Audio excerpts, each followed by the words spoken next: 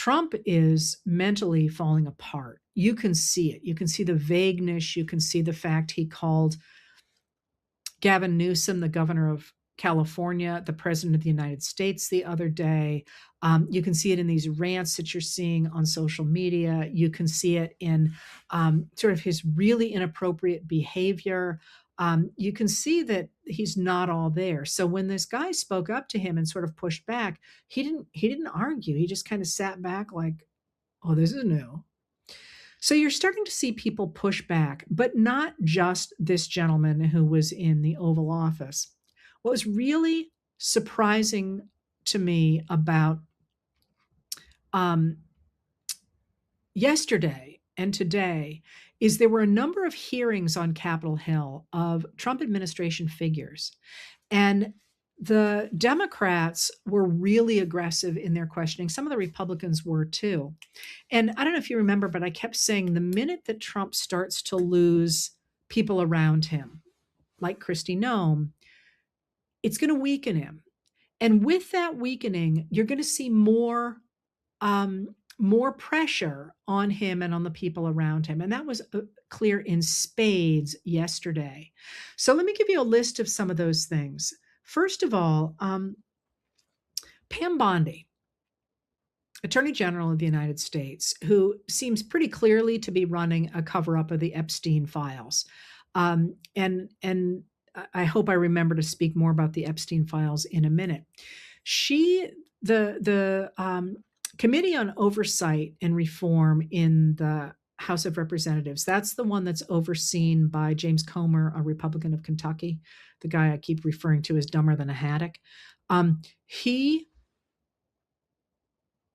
His committee, a number of Republicans on his committee, at the beginning of March, subpoenaed Pam Bondi to appear before the committee to talk about the release of the Epstein files. Because remember, she was supposed to release all of those Epstein files by December 19th, and they haven't released half of them.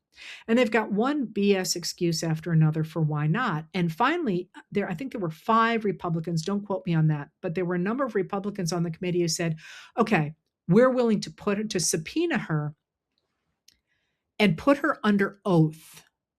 Okay, we're going to put her under oath, which is, one of the things that has been a problem for bringing accountability is that the administration, it hasn't been under oath. Now, you could argue and certainly they're not under oath when they're in front of TV cameras, but you could argue that there are ways that you could still prosecute somebody for that, for sure. But if somebody has sworn an oath to tell the truth and they don't, that's a pretty fast ticket to perjury, right? So theoretically, she's supposed to appear on April 14th under oath to answer questions about the Epstein files. And yesterday, she went in front of the Oversight and Reform Committee as just a hearing. So she wasn't sworn in. And this was supposed to be the committee's opportunity to ask her questions. And the Democrats just sat there and said, are you going to testify under oath? Are you going to come back for your subpoena? And she wouldn't answer. She wouldn't answer. So finally, the Democrats walked out, especially after Comer referred to Summer Lee, who's a Democrat from Pennsylvania. She kept saying that, and he actually used the word that she was bitching. This is one of his colleagues. Can you imagine?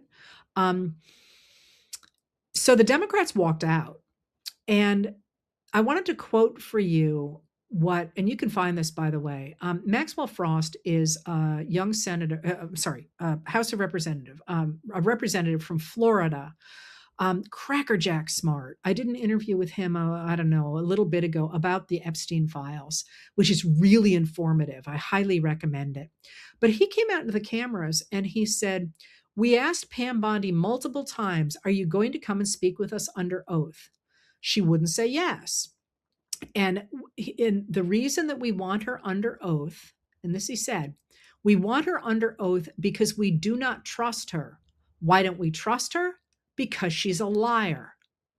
I mean, that's pretty strong language that the Democrats are finally coming out in front of the cameras and saying. So now that's hanging out there. At the same time, you've got the report that I wrote about, I guess it was last night, that the Department of Justice appears also to be covering up a drug investigation, drug prostitution and money laundering investigation into Epstein and 14 accomplices. So all that Epstein stuff is out there too, and the Democrats are calling it out. But that's not it. I wanted to quote something else that honestly made me laugh out loud when I saw it.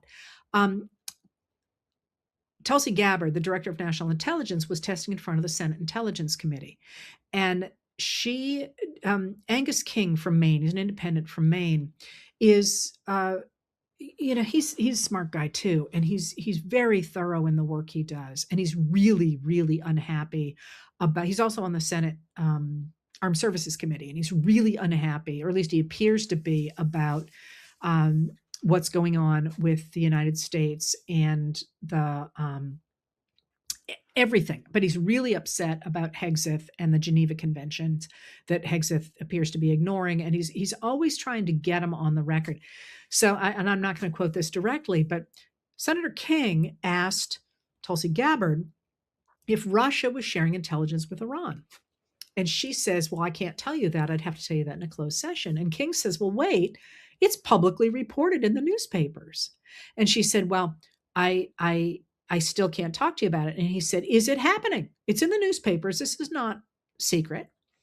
And she said, I'd have to tell you that in private, but I can tell you that, and this is almost a quote, what I can say is that according to the Department of War, any support Iran is receiving is not inhibiting operational effects. That is, I can't tell you they're giving you them that Russia's giving Iran information, but if they were, it's not stopping the efforts of the Department of War. And King goes, that's sort of the first cousin of yes, I guess.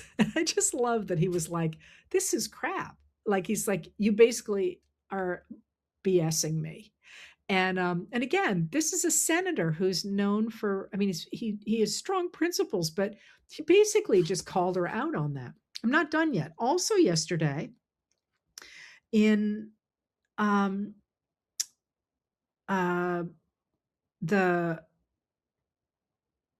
Senate, I'm sorry, I am tired. The Senate, not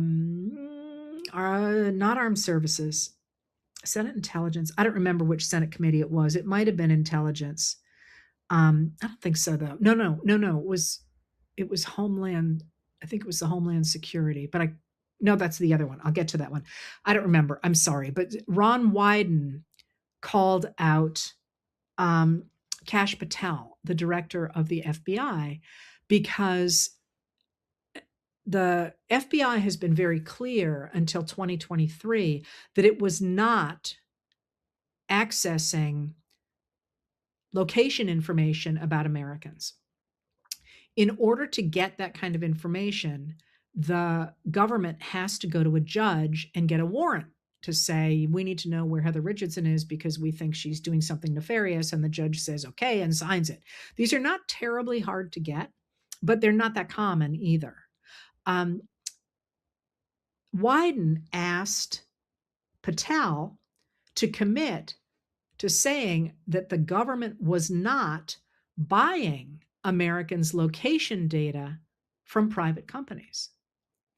And Patel said that he does, in fact, access commercially available information about American citizens. That is, the FBI is buying private information about its citizens on the market, rather than going through a judge, simply buying it and having it as if they were, a private organization, which is just a crazy violation of the Fourth Amendment, which protects us from unreasonable searches and seizures. And Wyden called that out and said, we simply must have laws around this because this is crazy that your government can buy this stuff from you.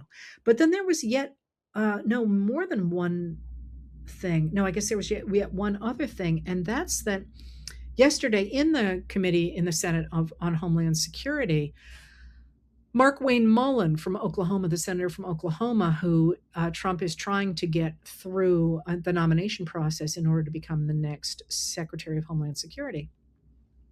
The chair of that committee is Rand Paul, and from Kentucky. And Rand Paul and Mullin don't like each other. And there's this incredible scene where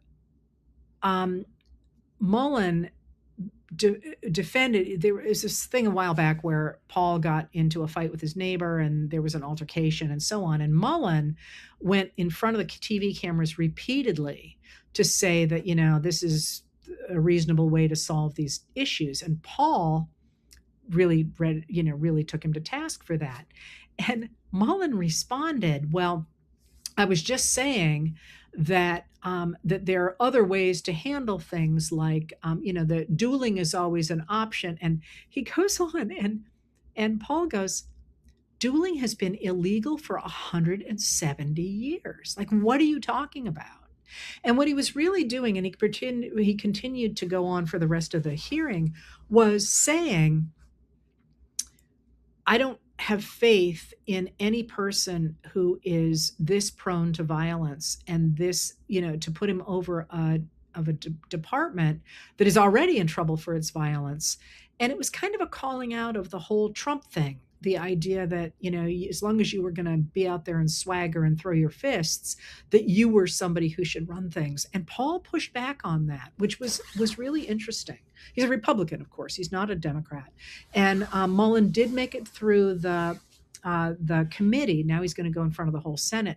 But he only got through the committee thanks to the vote of Fetterman, a Democrat from Pennsylvania, who voted in favor of him. The vote was 8-7. That was, I think, today. So there are all these different ways in which people are pushing back against what Trump is doing that may not seem like they're a big deal, because you sit there and think, what does it matter that King has said that? It matters because they're slowing stuff up, they're calling it out, and they're making Americans aware of what is going on. And that's really, really important, because the more that Americans understand what's going on, the more they don't like it, especially now with prices going up over the Iran war, especially with the many different ways in which we're increasingly concerned about our safety in this country, about the destruction of our international alliances and partnerships and so on. So what I see in this moment is this small group of people who's trying to consolidate power, and they might. I mean, they're really, they're going after us. But increasingly, we are seeing allies in places of power who are pushing back against the Trump people and their extraordinary incompetence. And I didn't go into the corruption stuff and so on today, but I will remind you that we still have hanging out there not only this war, but also the Epstein files, the corruption, which is increasingly visible, and you get people like Senator John Ossoff calling that out more and more, and the attacks on our troops, which people like Jason Crow in Colorado goes after, and so on. You're starting to see more and more of people coalescing around a vision of opposition to this administration. And that, I think, is where the power is resting right now, and where the momentum is, and why it's so important to keep speaking up. Now, before I finish, I know I went on way long today. A lot of people have asked about Cuba, and I would say that just because I'm telling you the momentum is on the side of those who want to restore democracy and rethink America's position in the world, for example, does not mean that Trump is done. And one of his hallmarks is that when something goes badly for him, he lashes out in a really big way. So, for example, after the last No Kings movement, that was a Saturday. On that Monday, that was the Monday he started knocking down the east wing of the White House. Now, after the tariff thing that came out of the Supreme Court, which obviously has him furious, days after that, or maybe a week or so after that, I don't remember the timing on that, he goes after Iran. And I will point out that he is now talking about Cuba. He's strangled Cuba's energy sector. So Cuba is very unstable right now. And he's talking once again about getting rid of the leadership of Cuba, which seems sort of to be his way of taking other countries under his control, essentially, rather, as I say, like Putin did. So that we'll see what happens and when Democratic senators have introduced legislation to stop him from doing that without the permission of Congress. Of course, the Republicans are probably going to stop that, but Cuba is definitely a place to be looking right now. And I like I say, I don't know where that's going to go, but I would tell you that we're going to see this back and forth, lashing back and forth, and he is completely untethered. There is an expression from the old Navy called somebody being a loose cannon. And you might note it sort of as a rhetorical thing, but it literally, a loose cannon was a cannon. And if you looked at cannons on ships, they were often in midships for a number of reasons. But cannons are really, really heavy, and they would bolt the cannons to the decks. And then they would shoot the cannons off. But old cannons and guns do the same thing, right? They would recoil. So when the cannon went off, the cannonball would go one direction, but the cannons would have this recoil, and there were chains that held them to the deck so that they would chain back. They would bump back, but then the chains would hold them in place. Well, in a worst case scenario, the chains break, and the cannon then becomes loose. It is a loose cannon. And when you have a loose cannon, you don't know where it's going to go. Cannons can be it can be thousands of pounds, and it's ricocheting around either inside the ship, or it's smashing through the opposite side of the ship or the mast, or any number of places it could be. So Trump is now our loose cannon in the ship of state. And who knows what he's going to do one minute to the next. What I will say is our pressure, especially on elected Republicans, to stop this now before he does any more damage is more important now than ever. So again, we're in a really rocky time, but I urge you to maybe not to worry too much about the minutia because it becomes so overwhelming, but to recognize that Trump is no longer running the show. Trump is not able to run the show. Lots of other people are running the show. He's making orders and doing crazy stuff. But there's an increasing coalition of people pressuring the government to return to some sort of accountability and normalcy. And our voices in that are going to be crucially important going forward.